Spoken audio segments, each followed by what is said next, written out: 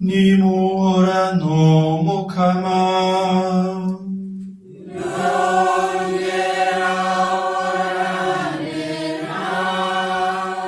Inkuru nziza ya Yesu Kristu twashikirijwe na Luka mweranda.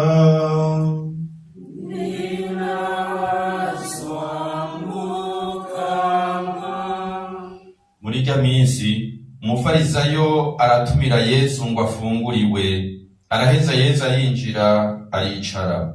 Wa mufarisayo aratangara kuko atarinze gukaraba atarafungura. Umukama aramubwira ati, mwebwe abafarisayo mwoza urwato n'inkoko inyuma gusa, naho imbere mwuzuye ubusuma n'ububisha. Mwabijujumwe, mbega uwaremye ivy'inyuma ntiyaremye n'ivy'imbere? Nimupfume mutanga ibiri imbere mu bihaboro, niho vyose bizobabera vyiza. Twakire kandi dushimagize iyi nkuru nziza ya Kristu.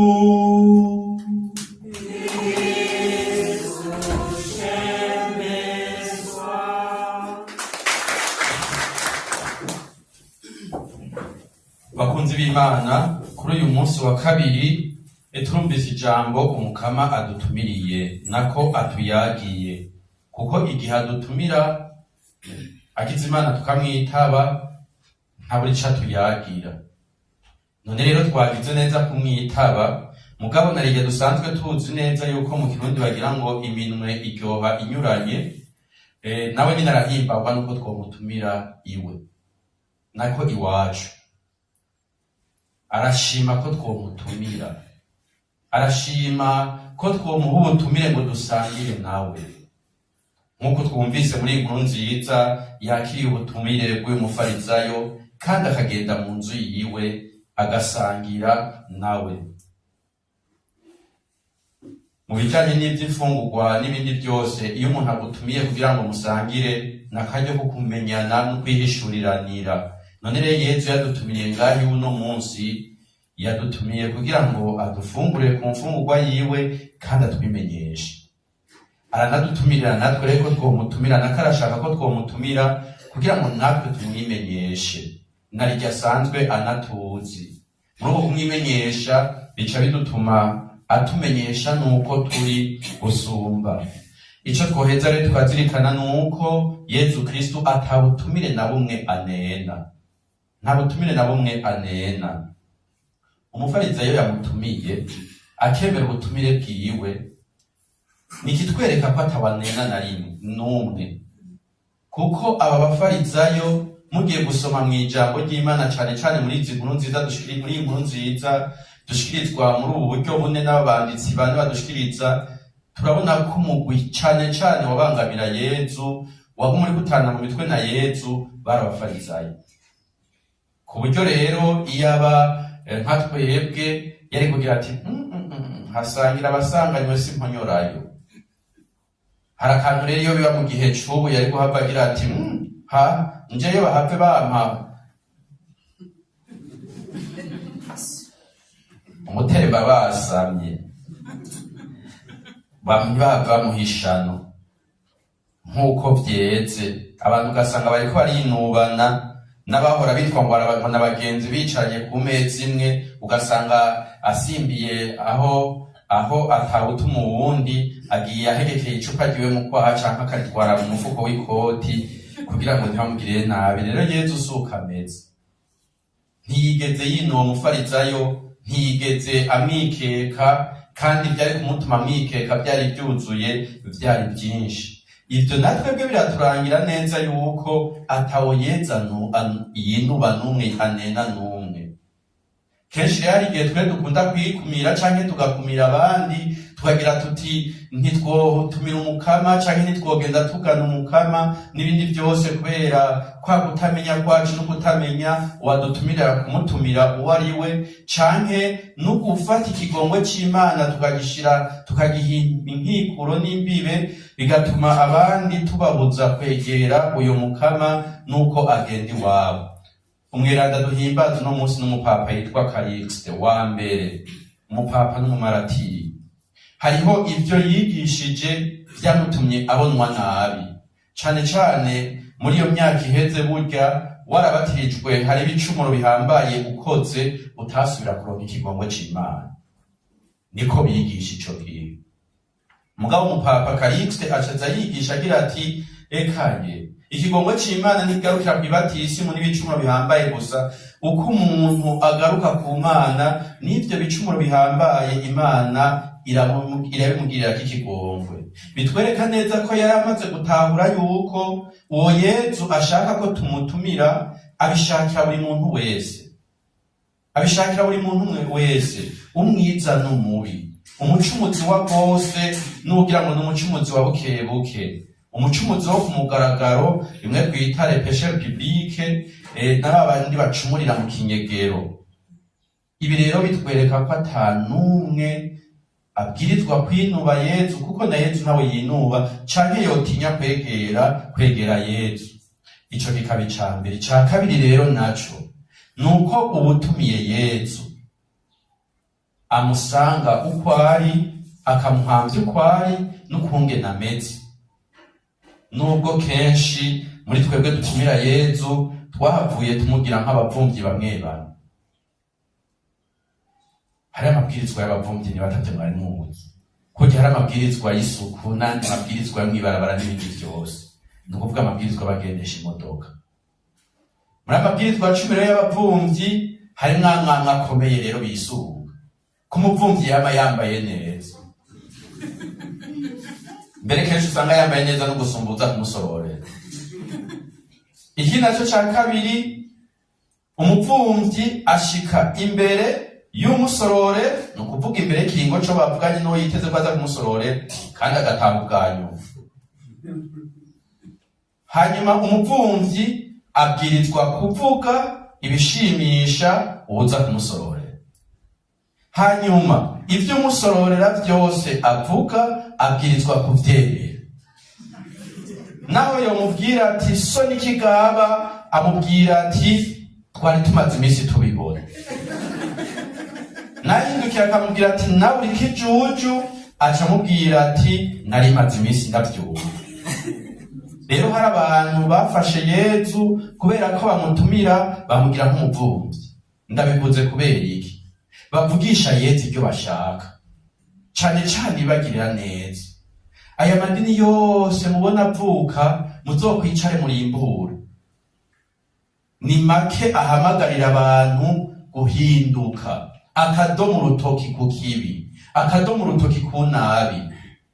Yezu bashaka nakico bashaka ko Yezu ababwira, kuko nababwiye ko bashaka kumugira umuvumvyi, nuko ababwira ko bakunda, ego kandi nivyo, nuko ababwira ko bazoronka akazi, nuko ababwira yuko nta ngorane, vyose ni vyiza, ejo ni heza, n'ibindi vyose. Mugabo bakibagira yuko uyameze uko ari wagaruka agatunga urutoki n'uwaba yamutumiye.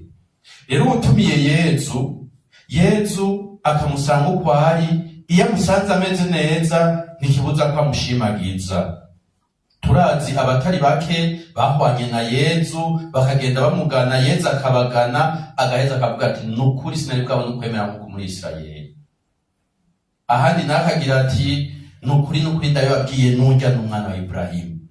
Agashemeza abo bahuye kuko bafise uyo mutima ugororotse, kuko bafise uwo mutima witeguriye kwakira Imana. Ariko rero kubahirahira bakamutumira, bazi neza yuko bafise utundi tunyungu twabo, barahonyora hano.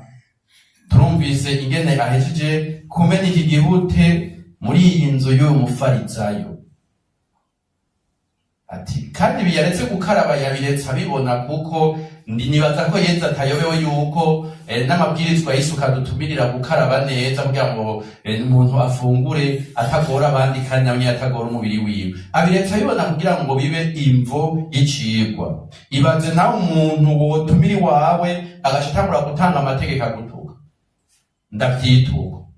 Yezu amubwiye, kandi mwibuke ko nababwiye ko imfungurwa iba akaryo kukwihishuriranira. Yezu amubwiye ati mwebwe abafarizayo mwaranyobeye. naho yamutumiye. Muca mwumva ko Yezu si umuvugizi. Umutumiye wese agiye iwe yiyumva nkiwe nyene. Kira noneho naho tugira ngo tumutumira iwacu, nta wacu dufise, kiretse ko yahaducungishije gusa, yaba mu mutima wacu naho tuba no mu buzima bwacu. Mwebwe abafarisayo mwaranyobeye, muraheza mukoza inkoka inyuma, mugabo indani mukahirengagiza. Ibi biturangira yuko uwahwanye na Yezu amuhamagarira gutera intambwe no guhinduka, na cane cane akamukura muri ico cicaro mu gifaransa dukunda kwita zone de confort. Umuntu yicariramwo akadibarara kabisa, akumva ko byose ari sawa kandi atasawa irimwo. Ese yo dutabara akaza tugana muri kiringo ca none, usanga twese twarabaye abakisu mu bintu bigaragara ku masitatu y'amatelefone, mu nyambaro. Mbega muri twebwe wambaye ishapure nke yambaye zingahe mu mbonero?